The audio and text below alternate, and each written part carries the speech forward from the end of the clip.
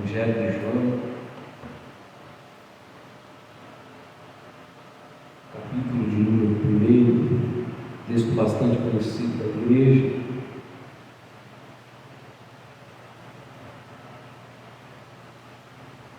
Vamos meditar na palavra de Deus. Eu creio que Deus tem uma palavra para nós nessa noite.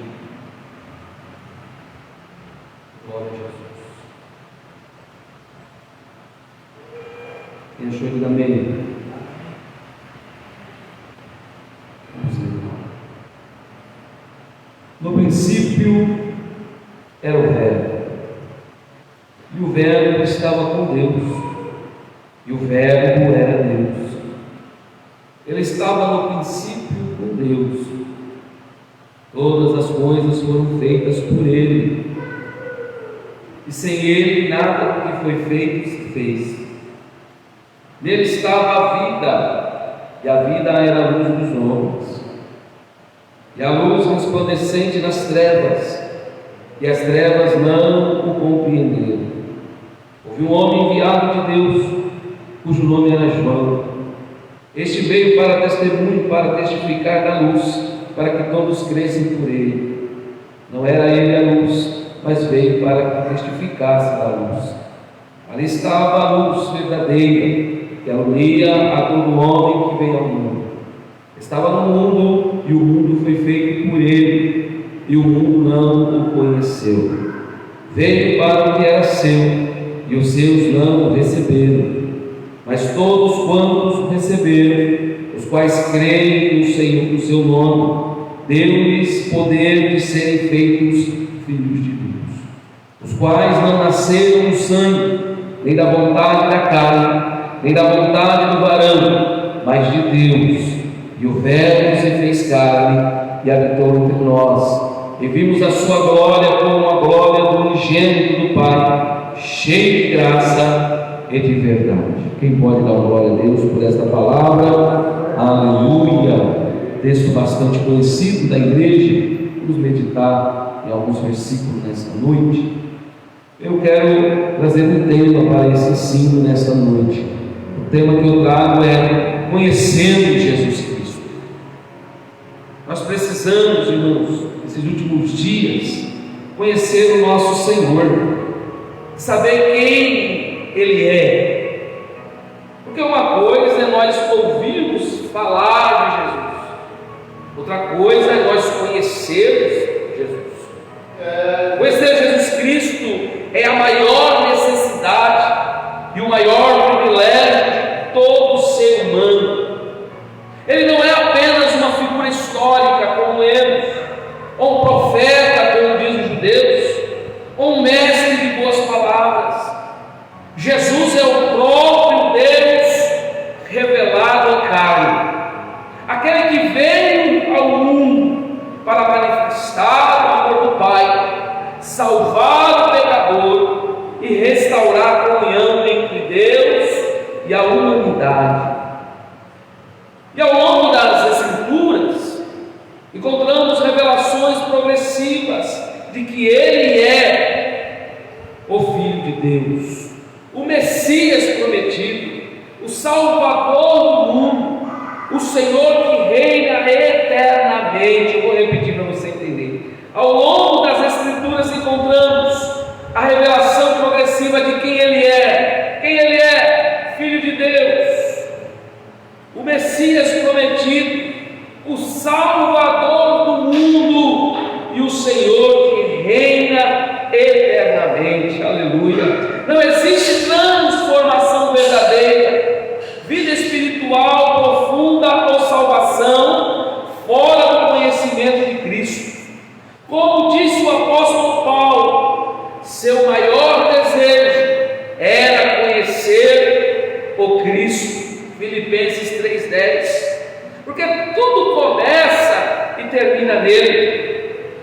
Porém, esse estudo que vamos estudar nesta noite tem como objetivo levar-nos a uma compreensão mais profunda sobre Jesus, conhecer a sua identidade, sua obra, o seu propósito, para que não apenas saibamos sobre Ele, mas tenhamos um relacionamento vivo, real e transformador do Filho de Deus.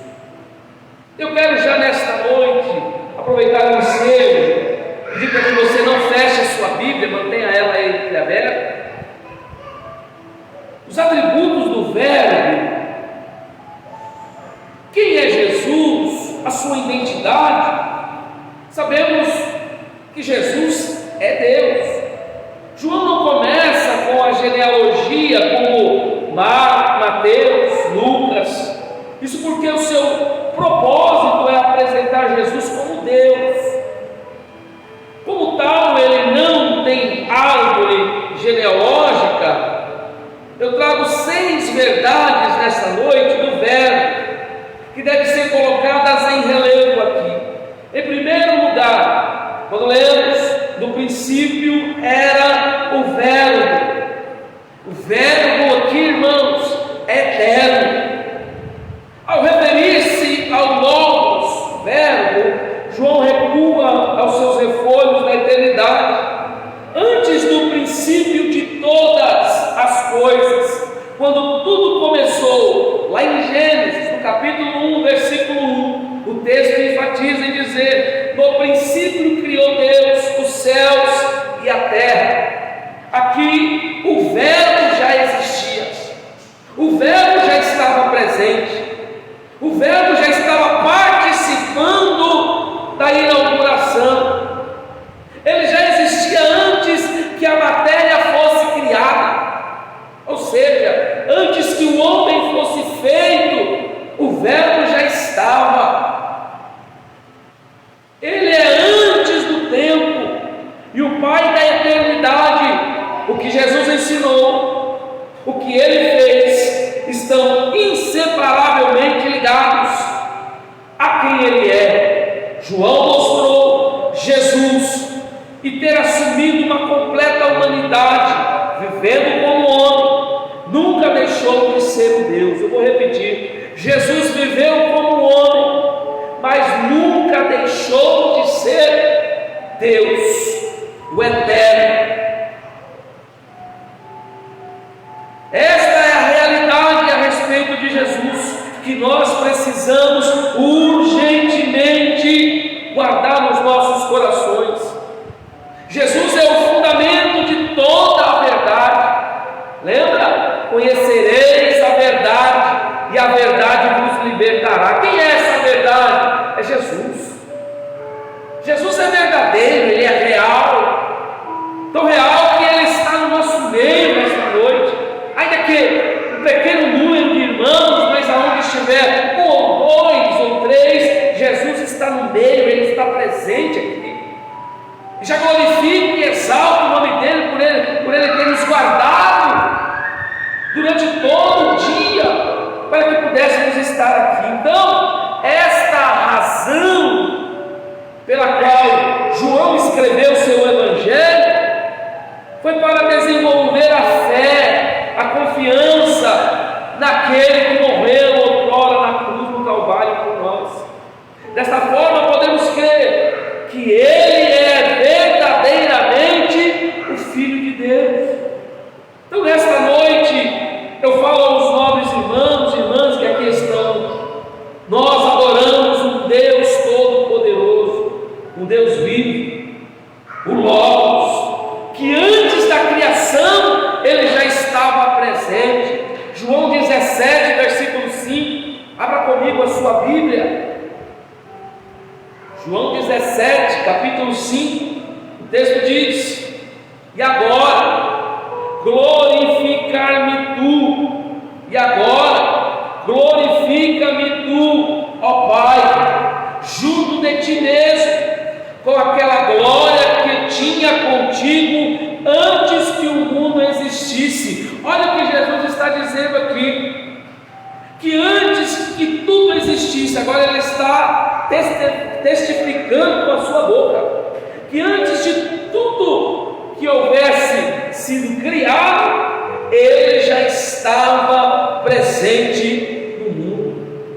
O Logos aqui não era um ser criado, como ensinou alguns estudiosos,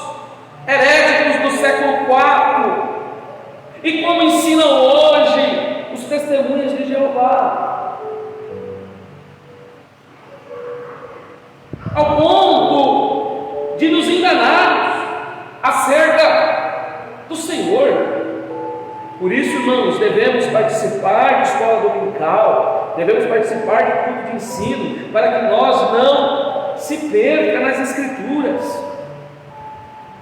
O termo logos era conhecido em algumas escolas gregas de filosofia, onde significava o princípio da razão, ou a ordem eminente do universo, o princípio que dá forma ao mundo material e constitui a alma racional do ser humano. Entretanto, não devemos procurar um pano de fundo do pensamento ou da linguagem de João. Nesse contexto fisiológico, filósofo grego, mas na revelação em hebraica do Antigo Testamento, onde a palavra de Deus indica Deus em ação. Portanto, se entendermos o Logos nesse prologo como a palavra em ação, começaremos a fazer-lhe justiça, ou seja, a palavra de Deus indica Deus é ação. Enquanto nós estamos aqui nesta noite, aprendendo um pouco da sua palavra, Ele está agindo em silêncio em nossas vidas.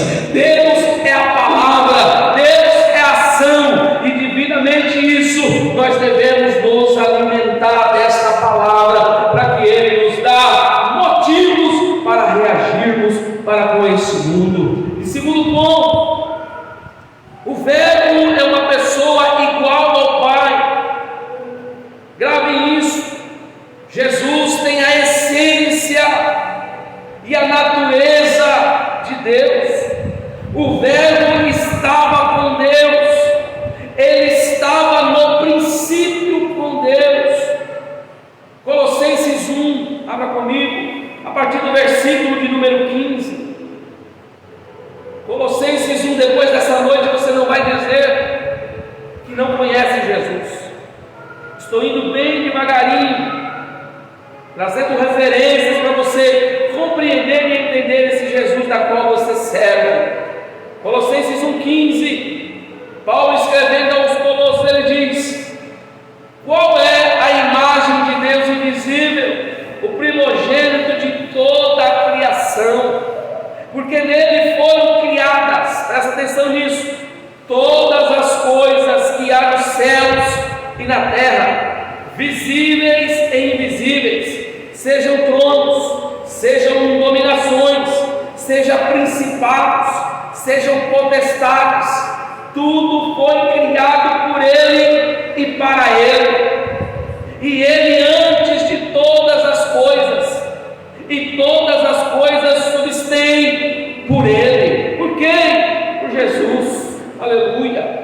A primeira parte desse versículo, note bem, imagem do Deus invisível, é fundamental. Deus em sua essência e glória, plena e invisível aos olhos humanos, como a Bíblia afirma em outras passagens. Contudo, Jesus Cristo é a manifestação física, a representação exata. Quando eu leio no grego, eikon, significa revelação visível de quem? De Deus. Ele não é apenas um reflexo, mas a encarnação da própria natureza, carregando junto com ele o caráter de Deus, o caráter divino de Deus. Jesus é de fato o próprio Deus encarnado. Ver Jesus é de fato conhecer a Deus, o Pai. Olha Paulo dizendo: pois nele habita corporeamente toda a plenitude da divindade, como Paulo reitera em Colossenses 2,9. Quando eu vejo a segunda parte, o primogênito de toda a criação, tem sido objeto de muita discussão teológica. É crucial entender o termo primogênito. Quando nós vamos estudar, sabemos que o primogênito é aquele primeiro que nasce para nós, o primogênito, o filho mais velho. Mas na verdade, o grego aqui no original é protococos. No seu contexto bíblico é cultural e não meramente no sentido biológico de primeiro a nascer. Na cultura do Antigo Testamento, o primogênito não era apenas o primeiro na ordem cronológica de nascimento, mas sim aquele que detinha a posição de honra, autoridade, liderança, recebendo uma porção dobrada da herança e a liderança da família. Note bem que o Senhor já recebeu isso. Quando Deus diz: eu dei o meu filho único, meu filho unigênito, Ele está dizendo: eu estou dando ao meu filho honra, estou dando ao meu filho autoridade, estou dando a Jesus liderança, estou dando a Ele um pouco da minha porção, porém darei a Ele dobrado. Note que o Senhor Jesus não é simplesmente um homem comum, mas Ele tem todo o poder nos céus e na terra. Ele tem todo o poder. Se eu fosse você, eu já tinha dado glória. Ele tem todo o poder nos céus e na terra. E nesta noite nós estamos adorando a Ele, o único digno de toda honra e de toda glória. Aleluia. Então, quando Paulo chama de primogênito, ele está afirmando a sua preeminência e soberania sobre toda a criação. Não que ele tenha sido a primeira criatura a ser feita. A própria sequência do texto sustenta essa interpretação, pois os versículos seguintes aplicam que ele é o Criador. Oh glória! É o Criador, e o Criador não pode ser parte da criação. Se ele, oh glória, aleluia, o Criador, ele não poderia ter feito nada antes dele. Então tudo que foi feito foi dele, foi para ele. A palavra indica a sua posição exaltada e o seu senhorio. Irmãos, nós servimos um Deus poderoso. Se cada crente soubesse, se cada crente soubesse o Deus da qual ele serve, não estaria nesta noite alguns mendigando fé, outros mendigando vida espiritual. O Senhor tem tudo aquilo que nós precisamos. Oh, aleluia, Jesus. O Verbo é Deus. Pai existiam face a face. Vou repetir: o Verbo e Deus, Pai, existiam face a face. Os dois não são o mesmo, mas são dois, compartilhando intimidades e propósito ao mesmo tempo. E ao mesmo tempo que o Verbo distinto de Deus é igual a Ele, pois é da mesma substância. Então o Verbo conhecia o Pai, era igual ao Pai, embora distintos. Pegam isso? E tinha com Ele profunda comunhão. Portanto, o Verbo não é uma energia cósmica, mas uma pessoa. O Verbo é Jesus. Cuidado com os ensinamentos dos hereges. Jesus não é algo espiritual, um fantasma, como muitos dizem, mas Jesus é o Verbo compartilhado da natureza e do ser de Deus, ou seja, Jesus é Deus. O Verbo de Deus é distinto de Deus em si, mas tem uma relação pessoal muito íntima com Ele, pois participa da própria natureza de Deus. Oh glória!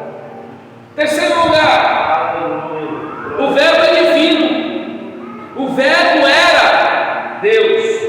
O Verbo não é meramente um anjo criado ou um ser inferior, como os católicos adoram essas imagens por aí, como alguns adoram outros deuses por aí. O Verbo não é um anjo criado, um anjo da guarda, como dizem por aí.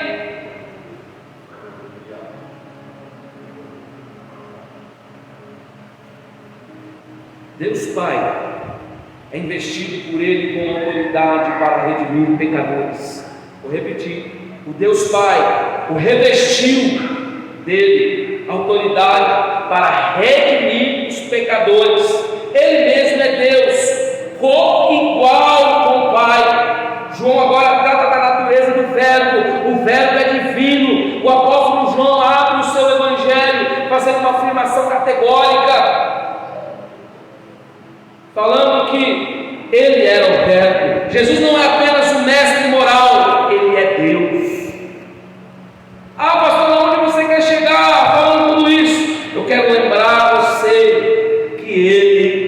Deus. Aleluia. Jesus é Deus, é poderoso. O Verbo é Criador, é Ele que cria todas as coisas. João 3, todas as coisas foram feitas por Ele, e sem Ele nada do que foi feito se fez. E o Senhor continua fazendo até hoje. É por isso que você veio aqui ouvir essa palavra. Deus quer aumentar a fé de alguém aqui. Deus continua fazendo. Deus não mudou. Jesus não mudou. Ele continua hoje, Ele continua amanhã e eternamente fazendo todas as coisas. Oh, glória a Deus. O Verbo não é uma parte do mundo que começou a existir no tempo. O Verbo estava com Deus na eternidade antes do tempo. O Verbo é Deus. O Verbo é o agente divino da criação do universo. Foi Ele quem trouxe à existência as coisas que não existiam. Deus disse: haja luz. E o Verbo é a palavra criada de Deus, por meio de quem todas as coisas foram feitas, tanto as visíveis como as invisíveis, tanto as terrenas como as celestiais. Hebreus 1:2 fala, olha comigo. Hebreus 1:2. Vamos saber o que Deus deu a ele? Hebreus 1:2. Quem achar, leia para mim.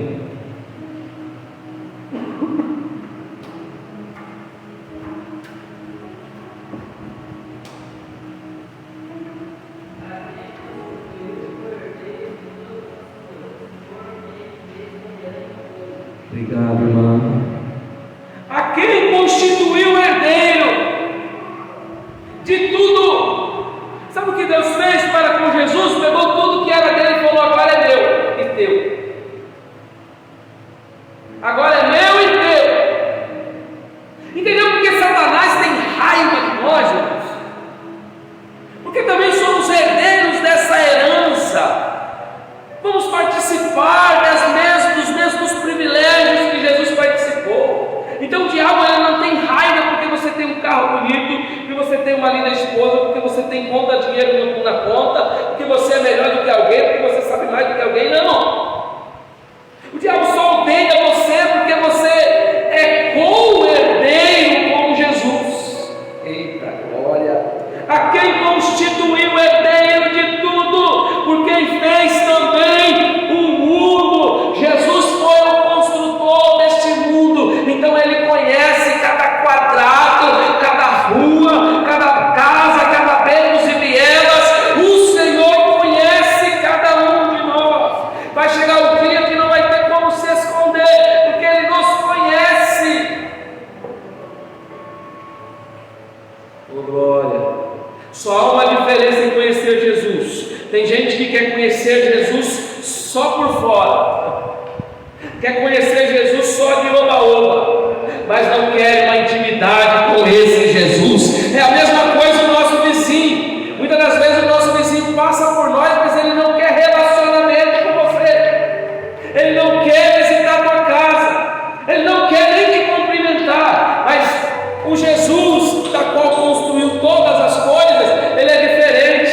Ele quer te conhecer. Ele quer entrar na tua casa. Ele quer conhecer a tua família. Ele quer sentar contigo na mesa. Esse é o Jesus de relacionamento. Aleluia. Oh, glória a Deus. Aleluia. Porque nele foram criadas todas as coisas, que há nos céus e na terra, visíveis e invisíveis, sejam tronos, sejam dominações, sejam principados, sejam potestade. Tudo foi criado por Ele, para Ele. Amém? Da glória. Quinto lugar, o Verbo é autoexistente. A Bíblia estava nele. Olha o texto. João 1, versículo 4.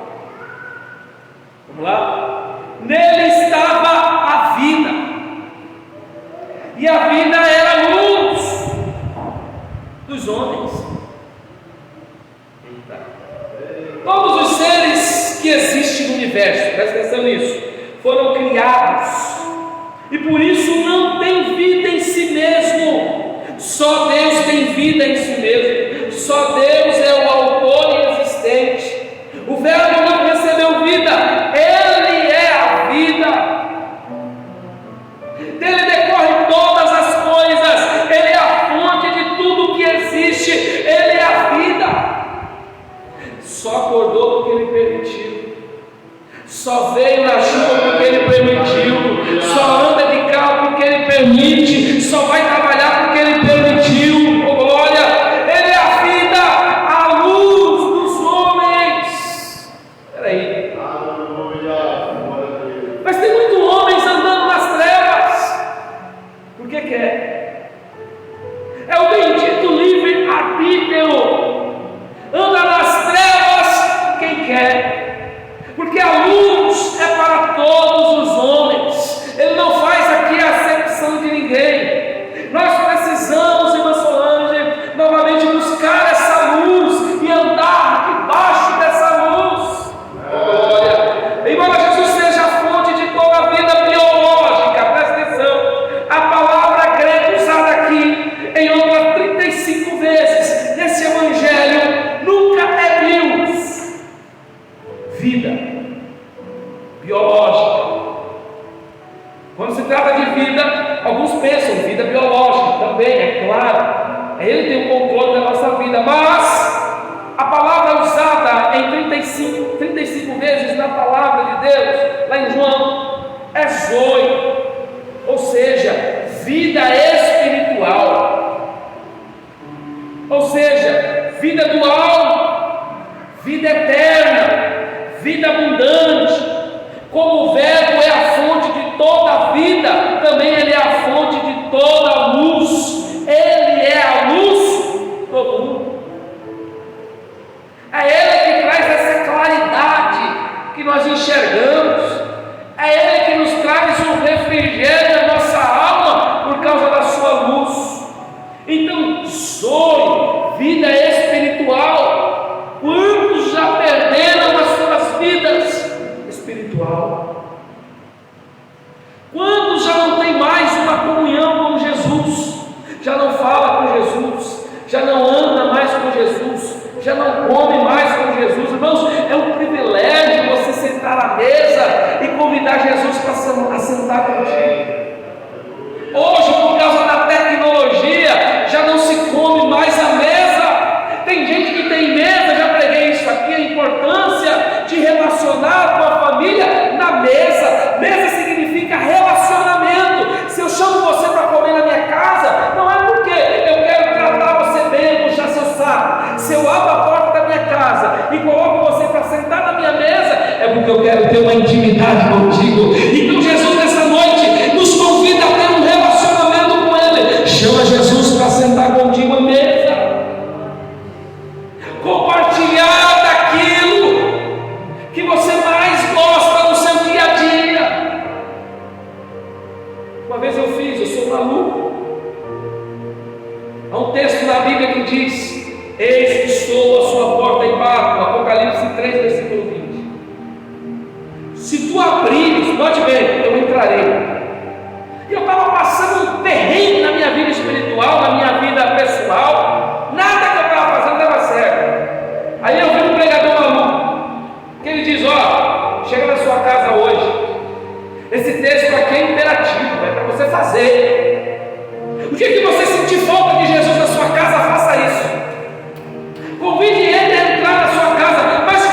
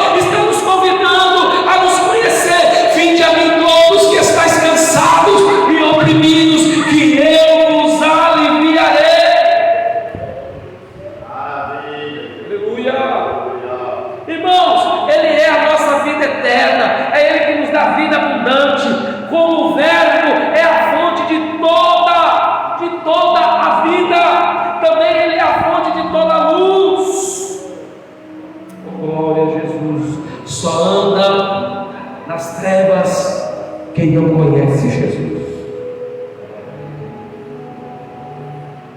E é profundo isso aqui. Colossenses 1, 15 ao 17, lemos. É uma declaração monumental da supremacia de Cristo na criação. A passagem ensina que Jesus é a encarnação perfeita e visível do Deus invisível. Você quer ver Deus? É só olhar para Jesus. Possui posição de primazia e autoridade sobre tudo e todos. É o Criador de todo o universo, o visível e aquilo que você também não vê. Nesse momento tem uma guerra espiritual. Eu digo com toda a propriedade. Quando nós estamos aqui aprendendo a palavra de Deus, tem uma guerra, uma luta. Principalmente que o diabo pensou que você não viesse ao culto hoje. Principalmente como eu sou um ser humano. Eu falei, se não for ninguém na igreja, pelo menos eu fui lá e abri a igreja e tá bom, eu fiz a minha parte. Mas quando eu chego aqui, já tem dois. Eu falo, opa, já dá para fazer o culto. Olha, uma coisa eu digo, eu não tenho medo. Pode estar chovendo, pode estar chuva, vento, sol, eu estou na igreja. Aleluia. Por que isso, pastor? Porque eu tenho a convicção de quem me chamou. Porque se fosse para trabalhar, irmão, se fosse para bater cartão, toda a igreja estava aqui. Se fosse por causa de dinheiro, toda a igreja estava aqui, mesmo com chuva. Mas eu tenho algo maior do que todo o ouro do mundo. Eu tenho Jesus para te apresentar. Só perde quem não vem.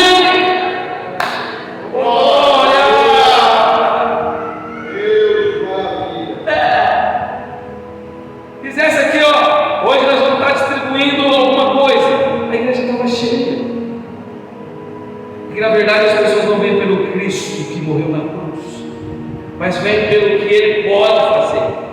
Na verdade nós estamos no conceito errado. Nós temos que vir pelo que Ele é, não pelo que Ele pode fazer. Se Ele quiser fazer, Ele é Deus. Mas se Ele também não quiser fazer, Ele continua sendo Deus.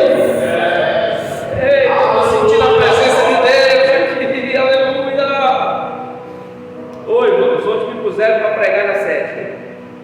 Oh glória. Eu trouxe aquele texto de Mateus, no capítulo 5, que diz: quem tem fome e sede da palavra. Algo que nós perdemos há muito tempo, irmãos. Eu vejo as igrejas hoje, gente que abre a Bíblia só quando vem para a igreja, quando vem para o culto. Essa é a realidade, irmãos. Não adianta fingir que não vai ser. Oh, aleluia. Cadê aquela aptidão por Jesus?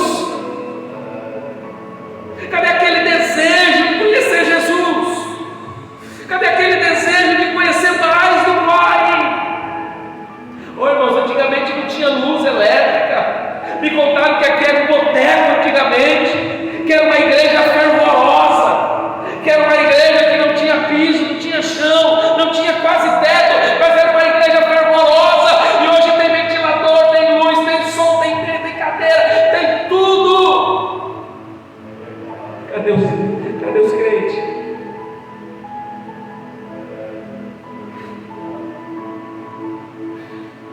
Eu confesso, mas eu estou com medo do que vai acontecer. Caramba, nada assim. Aleluia.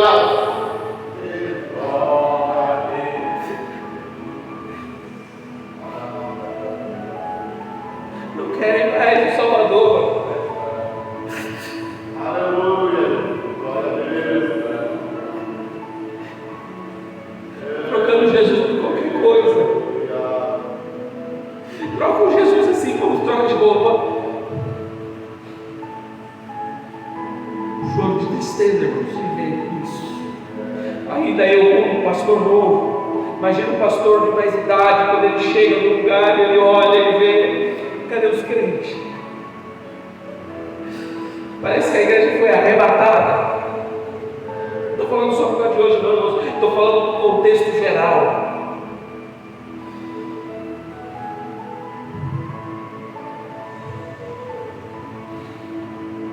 Abra comigo Hebreus 1. Hebreus capítulo 1. Vamos aprender mais. Desculpe, irmãos, a sinceridade, mas é o que está acontecendo. Naquele dia nós vamos ver quem foi, quem é, quem não é.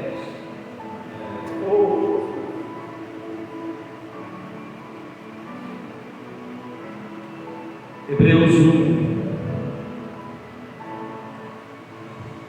E havendo Deus antigamente falado muitas vezes e de muitas maneiras aos pais pelos profetas, a nós falou nesses últimos dias pelo Filho, Jesus, a quem constituiu o herdeiro de tudo, por quem fez também o mundo, qual sendo o resplendor da sua glória e a expressa imagem da sua pessoa, e sustentando todas as coisas pela palavra do seu poder, havendo feito por si mesmo a purificação dos nossos pecados, assentou-se à direita da majestade nas alturas.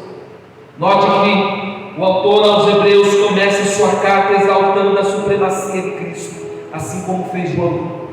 Logo nos primeiros versos ele apresenta quem Jesus realmente é e usa as palavras que revelam a sua divindade de forma poderosa, havendo Deus antigamente falado muitas vezes e de muitas maneiras aos pais pelos profetas Ezequiel, Jeremias, etc. A nós agora falou-nos nesses últimos dias pelo próprio Filho, por Jesus. Hoje a voz que nós ouvimos, a voz que ecoa nas igrejas, é a voz de Jesus. Aleluia. Ele é o resplendor da glória de Deus. E o que significa isso, pastor? A palavra resplendor aqui vem do grego apaugasma, que significa brilho intenso, reflexo perfeito, emanar a luz. O resplendor é o brilho intenso da glória de Deus. O resplendor é o reflexo perfeito. O resplendor é o que emana a luz. Mas muitos não querem mais essa luz, essa glória de Deus. Outros não querem mais. Eu me lembro que Moisés, ele queria ter um relacionamento com Deus de todo jeito. Ele sobe no alto do monte e lá ele grita: mostra-me a tua glória.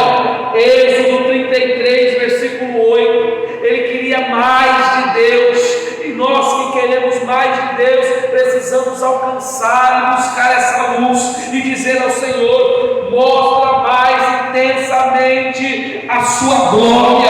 Ele é o resplendor de toda a glória, mas nem todos querem isso, irmãos. Vem para ficar na superfície, mas o Senhor está em busca daqueles que querem ver a glória do Senhor, a manifestação do Senhor.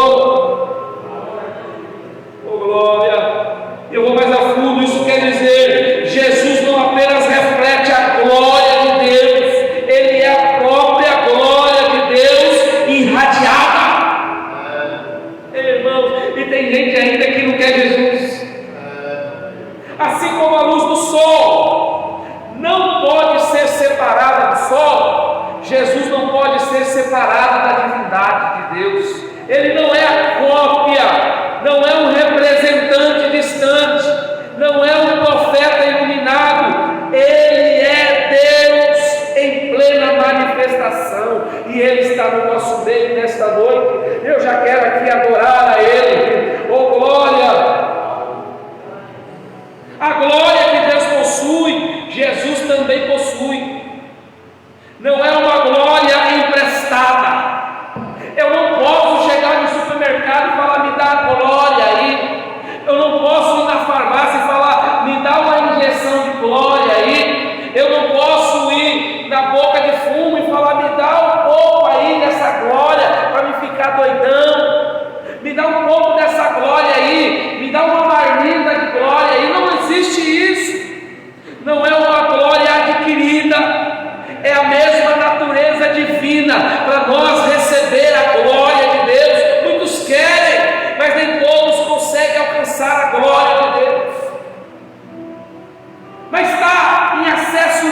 para quem quer. Se Moisés viu a glória de Deus, nós também podemos ver nesses últimos dias a glória do Filho de Deus.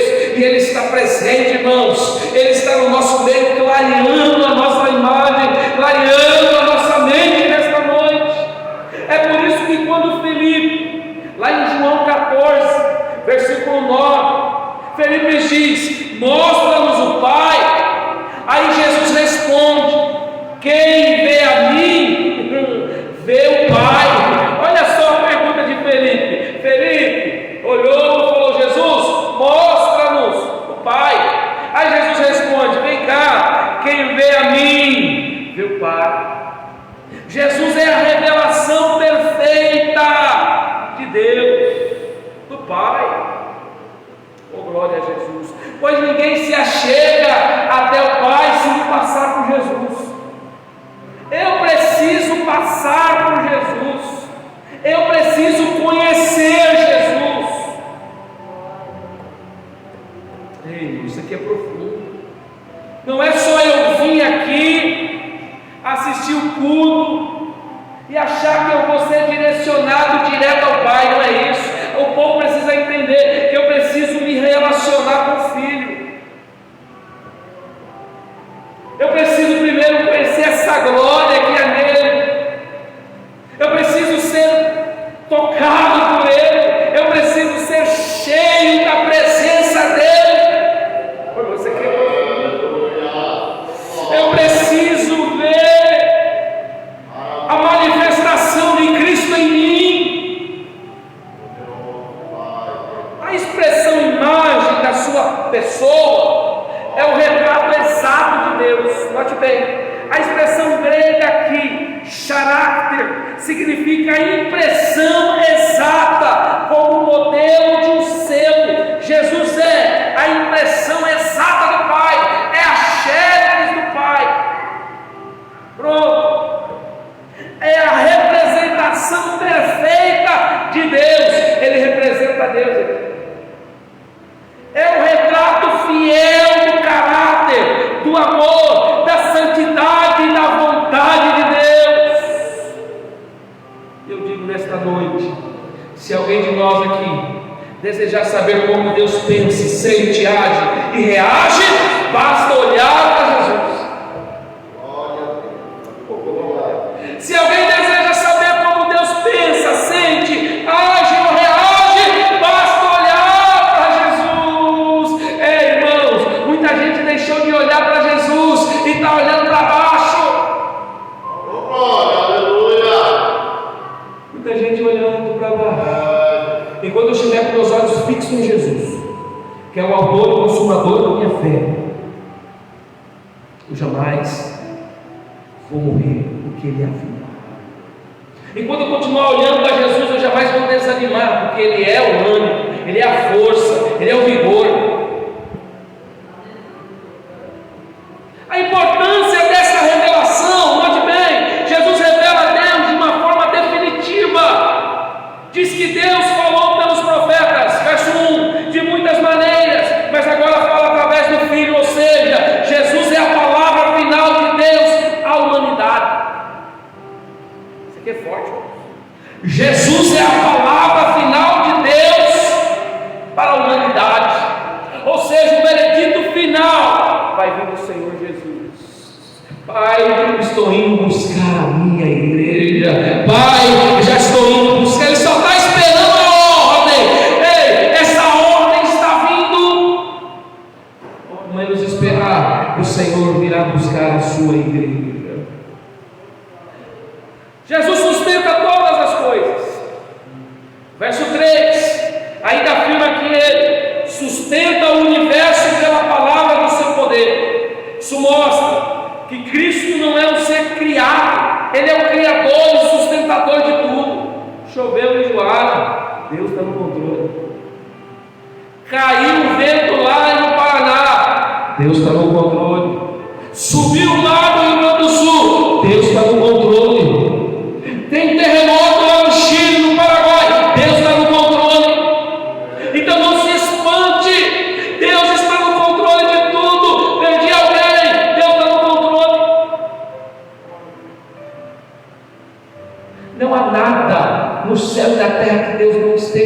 no controle. Tudo é da vontade de Deus, irmãos. É claro, alguns aceleram o processo. Jesus realiza a purificação dos pecados.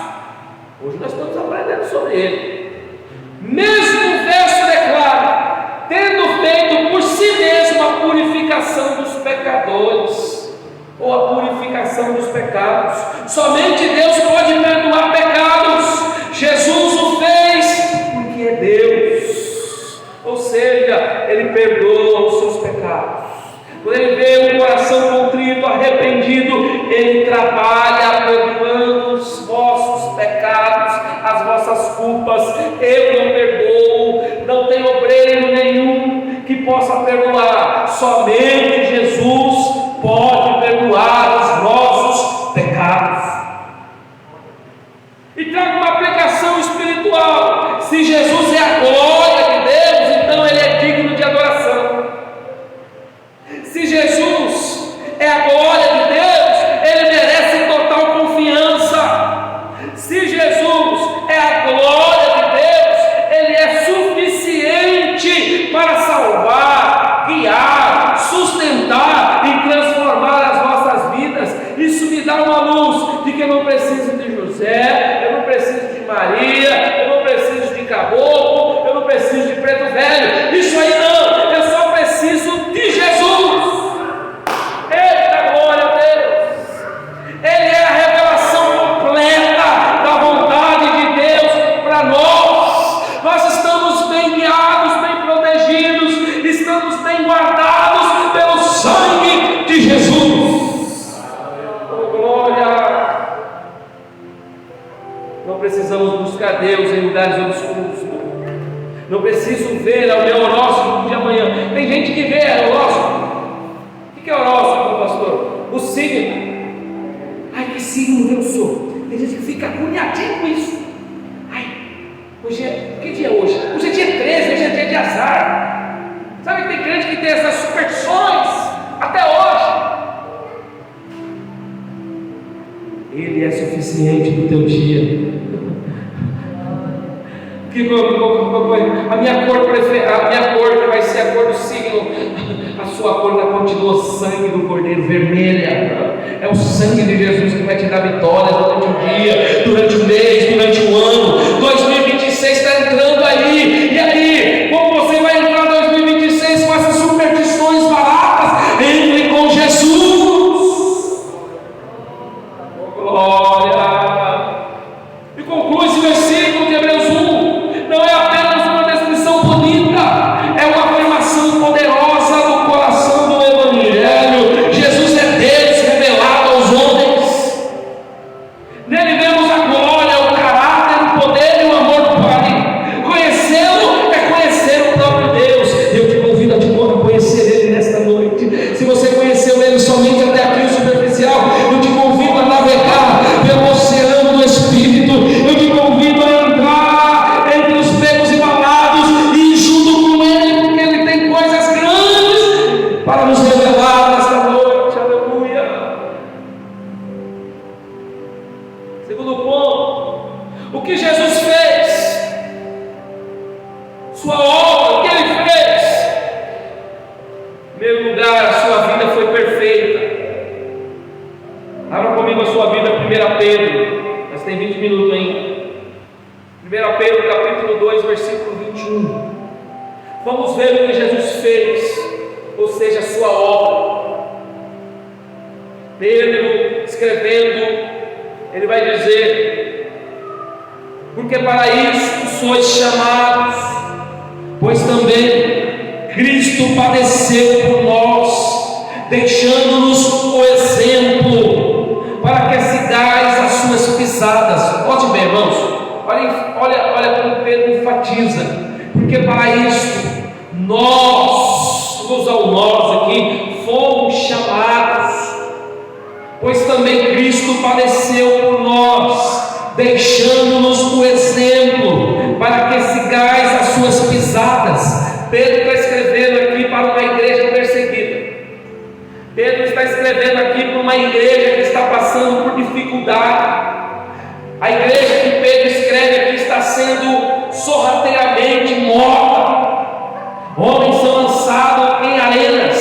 leões vão devorar aqueles homens denominados cristãos. Então a igreja está em desespero. Aí Pedro vem e traz uma palavra de consolo. Pedro poderia aqui iludir, ludibriar, enganar, mas ele prefere dizer: olha, foi para isso que vocês foram chamados, pois também Cristo padeceu por nós, deixando-nos o exemplo para que sigais as suas pisadas. Então, quando o crente começa a sofrer, quando o crente começa a ser perseguido, isso é um sinal de que você está no caminho certo. Crente que não tem dons não é crente. Crente que não sente as agulhas do evangelho não é crente. É por isso que muitos hoje não suportam mais a cruz que está carregando. É por isso que muitos crentes hoje são denominados crentes Nutelas, porque não suportam o fato, não aguentam o dia mal, não suportam o dia da provação. Então Pedro continua dizendo no verso 22: o qual não cometeu pecado, nem na sua boca se achou engano. Ele está decifrando um Jesus perfeito, um Jesus que tinha uma vida perfeita. Note bem que no verso 22, a impecabilidade do modelo, ele não deixou marca nenhuma na terra para que nós o julgássemos, o qual não cometeu pecado, e nem da sua boca se achou engano. Ou seja, Jesus nunca proferiu palavras mentirosas, Jesus nunca proferiu palavras enganosas. Então, se Jesus disse que você vai, você vai. Se Jesus disse que vai te dar, é porque Ele vai te dar. Pode ser que o tempo não chegou, mas o tempo do Senhor não é como o nosso. O tempo do Senhor é diferente, é o tempo kairos. Mas nessa noite, se Deus te fez promessa, fica tranquilo, Ele é especialista a realizar a sua. Glória a Jesus. Este versículo é vital, porque valida a perfeição do modelo apresentado para que o exemplo de Cristo seja digno de imitação. Lembra quando Paulo diz: sejamos imitadores de Cristo? E como é que eu imito alguém? Fazendo os trecheiros, imitando a sua voz, andando como o outro anda, penteando o cabelo como o outro penteia, vestindo as mesmas vestes que o outro veste. Se ele está mandando eu ser igual, imitar, ser um clone, vou usar um termo mais pejorativo, então eu preciso ser o modelo de Jesus na terra. E como é que Jesus foi, pastor? Ele foi o modelo invicto da impecabilidade. Então eu preciso correr do pecado, eu preciso me aperfeiçoar como Jesus se aperfeiçoou. Aleluia.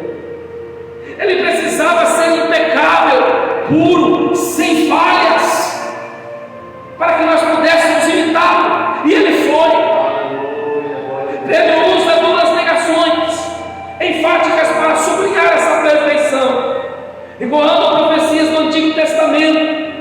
Novamente ele vai falar em Isaías 53, versículo 9, onde descreve o servo sofredor. Crente, irmãos, sofre. Jesus nos chamou nós para nós beber água de coco e ficar com os pés na água fria. O Senhor nos chamou para ser sofredor do seu evangelho. É por isso que nós sofremos as agulhas da vida, para suportarmos o que está sendo proposto para a nossa vida terrena, para que quando nós chegarmos no céu, nós recebermos a devida paga. Nós sofremos aqui, mas lá no céu tem a verdadeira paga. Hoje você chora de tristeza, mas amanhã vai chorar de alegria. Hoje você não tem vida, mas amanhã vai receber uma vida no Espírito Santo de Deus. Glória.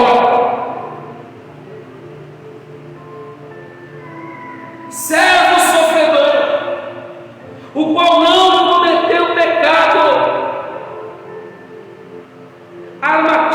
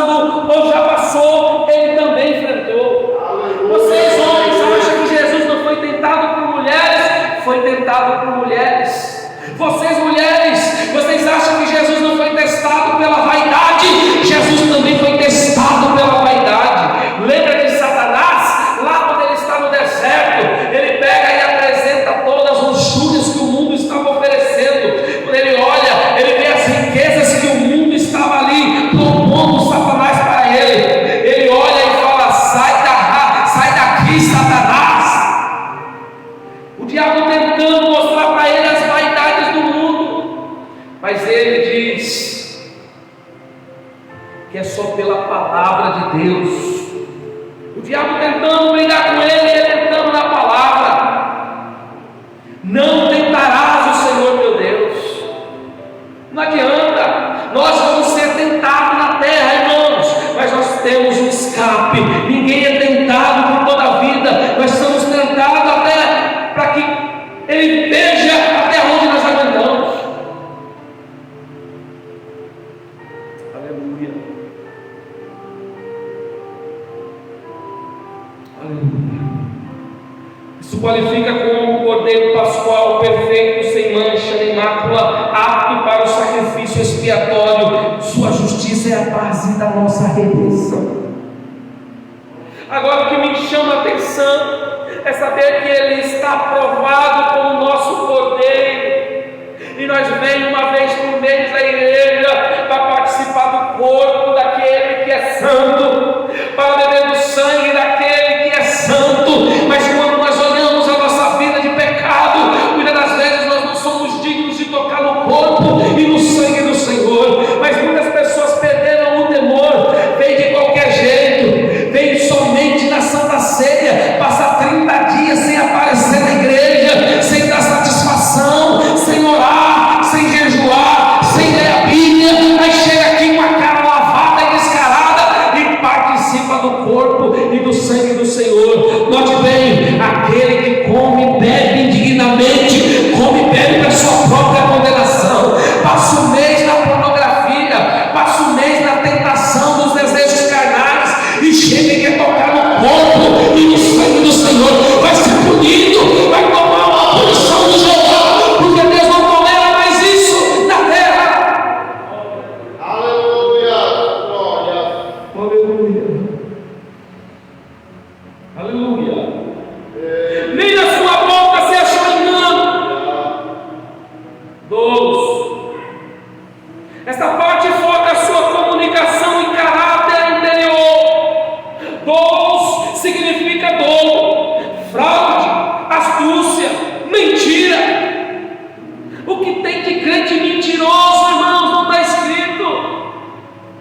É hora de nós acordarmos, irmãos, porque aquele que participa de um só pecado desse, de fraude, quanta gente defraudando o outro para se sair melhor. Glória a Jesus. A vida e a fala de Jesus foram marcadas por total transparência, verdade e pureza da intenção. Ele não usou de manipulação, mentira ou palavras enganosas. Mesmo quando provocado ou falsamente acusado, ele se manteve na retidão. Aleluia, glória a Deus.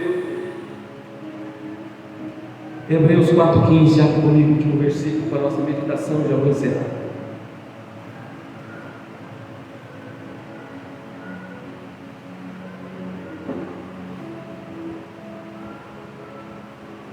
Eu digo e falo, comprovo. Jesus passou pelos mesmos problemas que enfrentamos. Esse problema que você está passando, Jesus já enfrentou. Essa dor que você está sentindo, Jesus também enfrentou. Nem por isso ele abandonou o Pai, nem por isso ele saiu do barco. Note o que o texto diz: pois não temos um sumo sacerdote que não possa compadecer-se das nossas fraquezas, porém um que, como nós, em tudo foi tentado, mas sem pecado. Não temos um sumo sacerdote que não possa compadecer-se das nossas fraquezas. Note bem, o Senhor compadece de vós. A negação dupla aqui, não temos, que não possa, funciona como uma forte afirmação. O autor de Hebreus está a garantir que o nosso sumo sacerdote, Jesus, pode e quer sentir compaixão de nós. Eu vou repetir: Jesus quer, como também pode, sentir compaixão de nós. Em você, Ele se põe no seu lugar. Ele vê as nossas lágrimas caindo e Ele se põe no nosso lugar. Lá vai aquela viúva de Naim. A Bíblia diz que a mulher chorava. velório. E ele está por ali andando. E ele resolve entrar na cidade de Naim. A cidade de Naim é uma cidade aonde os judeus não entravam, porque era uma terra de cemitério.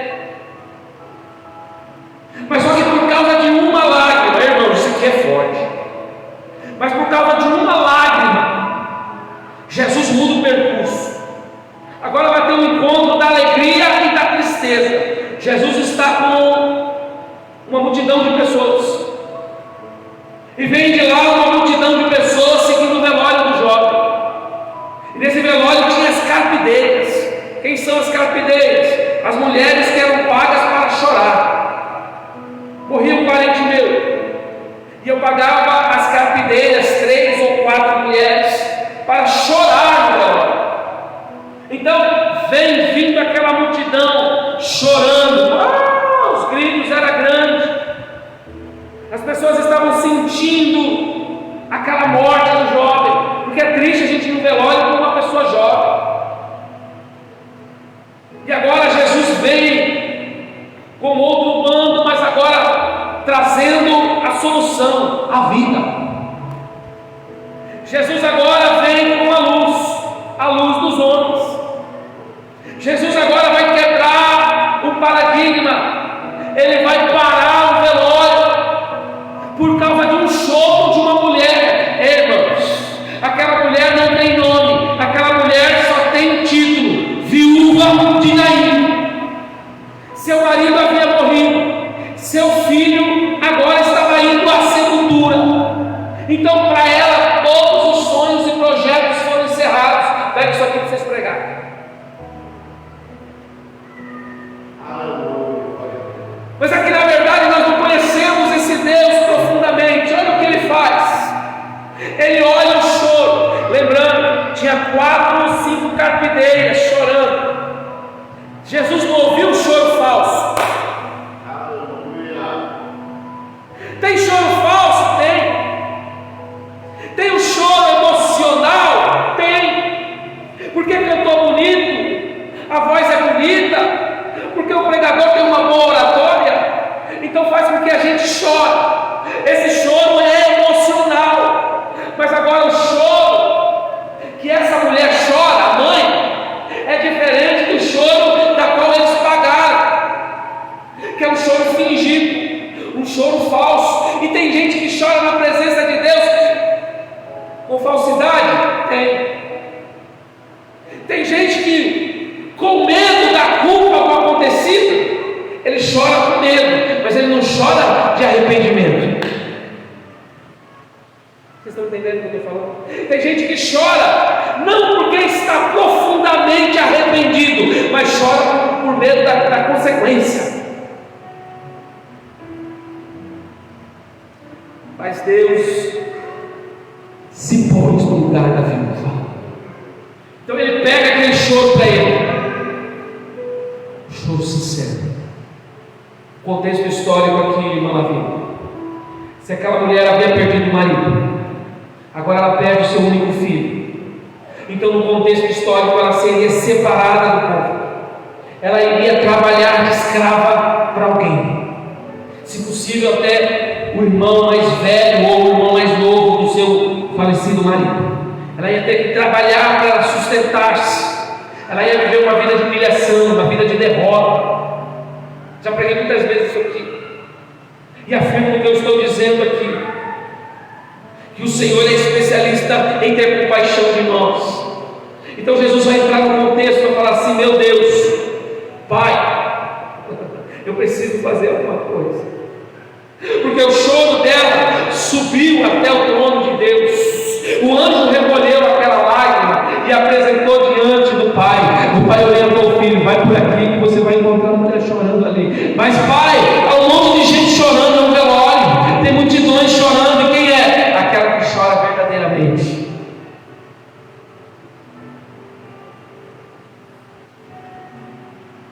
Jesus chega na pessoa certa. Jesus não erra, irmãos.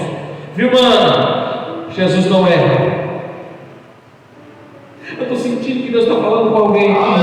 Deus não erra. Ele conhece as tuas lágrimas. Ele sabe a tua dor. Eu estou sentindo a presença de Deus. Deus vai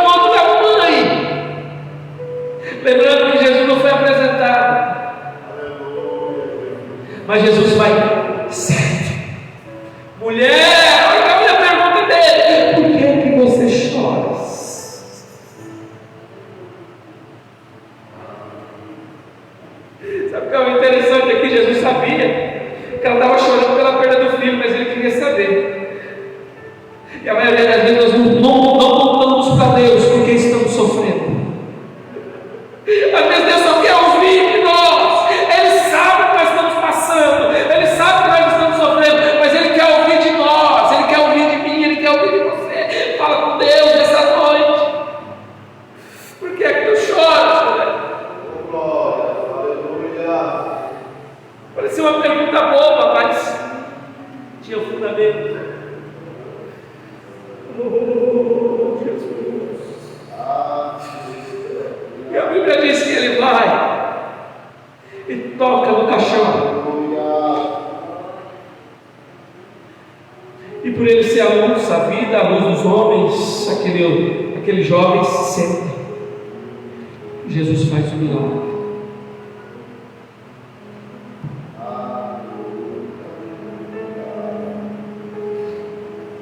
Jesus não é um administrador celestial, indiferente que apenas assina papéis. Ele é alguém que compreende a dor, a opressão e a dificuldade da experiência humana a partir de dentro. Ou seja, Ele está entrando no seu problema nesta noite, você que me assiste online. Ele está entrando no seu problema na sua casa, o irmão que está aqui. Ele está entrando no seu problema na falta. Ele está resolvendo a tua situação. Ele está entrando porque Ele tem poder. Aleluia! Oh, aleluia!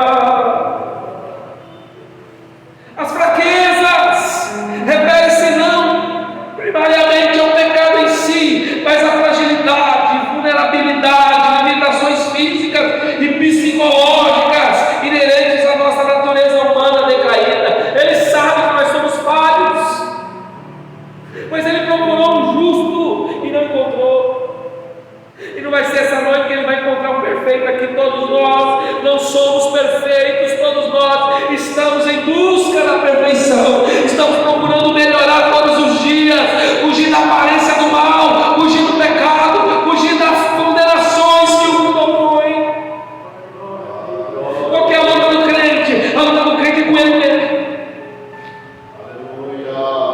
A minha carne quer o que é proibido, e eu vou porque eu sou fraco, eu vou porque eu sou frágil, e eu vou por causa do meu psicológico. Mas o Senhor, Ele é poderoso para mudar tudo isso. E a exaustão, a dor, o medo, a tristeza, a ansiedade e a tentação que enfrentamos, Ele tem um remédio para isso.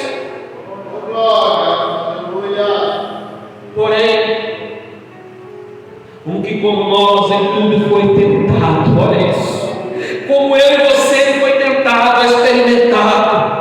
Aqui reside o fundamento da sua empatia, a sua encarnação, em experiência de tentação. Jesus assumiu a nossa humanidade como nós. Ele não viveu uma vida protegida, isolada da realidade do mal e da dificuldade. Ele passou por dificuldade.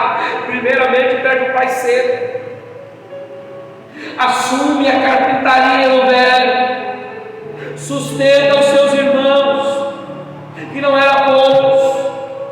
Jesus cria uma responsabilidade ainda jovem, e sabendo que tinha um ministério à frente com 30 anos, ele deixa a família dele bem estruturada e vai prosseguir o seu ministério. Um dia ele está em casa, na casa de alguém chega e fala: Jesus, a tua mãe e teus irmãos estão lá fora. Ele fala: não, meus irmãos são vocês, a minha família agora são vocês. Ou seja, já tinha dado o tempo dele para a família, mas nem por isso ele virou as costas para a família. A profundidade disso, aqui reside o fundamento da sua empatia, sua encarnação, experiência de tentação. Jesus assumiu a nossa humanidade como nós. A expressão em tudo foi tentado, foi provado, testado, e abrange. Jesus enfrentou a tentação em todas as áreas que nós enfrentamos. Física, teve fome e sede. O crente na primeira passada de fome, ele larga Jesus, eu sei, que larga. Tem gente que tira satisfação. Jesus, por que você permite isso na minha vida? Quem é você para julgar ou tirar satisfação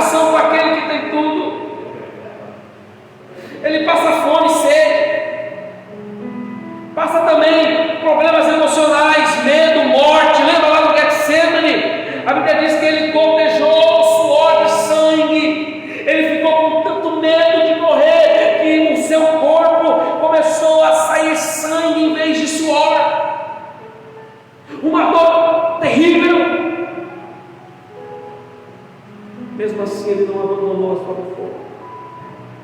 E tem crente, irmão, que paga uma chuvinha e deixa Jesus. Tem que falar, irmãos.